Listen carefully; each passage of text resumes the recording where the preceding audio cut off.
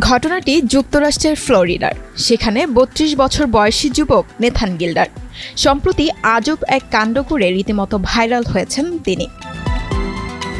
নিজেকে একজন অপেশাদার অ্যাথলেটের প্রতিনিধি বলে পরিচয় দিলেও বাস্তবে তিনি রপ্ত করেছেন চুরিবিদ্যা। বিবিসির সংবাদ সূত্রে জানা গেছে, টিফানি অ্যান্ড কোং নামের বিখ্যাত গয়নার দোকানে গয়না কিনতে গিয়ে প্রায় $৭,৬৯,৫০০ মূল্যের দুটি কানের দুল ও একটি হীরার আংটি নিয়ে পালিয়ে যান তিনি। তবে পরে ধরাও পড়েন। এ সময় প্রথমে চুরির বিষয়টি বেমালুম অস্বীকার করেন গিল্ডার। পরে সন্দেহ হলে পুলিশ তার এক্স-রে করে এবং সেখানে পাওয়া যায় তার পেটে অস্বাভাবিক কোনো বস্তুর ইঙ্গিত।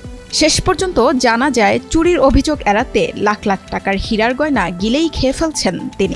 গিল্ডার নাকি এর আগেও টিফানি অ্যান্ড কোং থেকে চুরি করেছেন। সে সময় নাকি মুখোশ পরে ডাকাতি এবং $1 লাখ বেশি মূল্যের মালামাল চুরিও করেছেন তিনি। এই ঈদে জামা জুতো অ্যাক্সেসরিজের ডিসকাউন্ট। তবে চুরির বিষয়ে আদালতে দোষী প্রমাণ না হওয়া পর্যন্ত নির্দোষ বলে গণ্য হবেন গিল্ডার।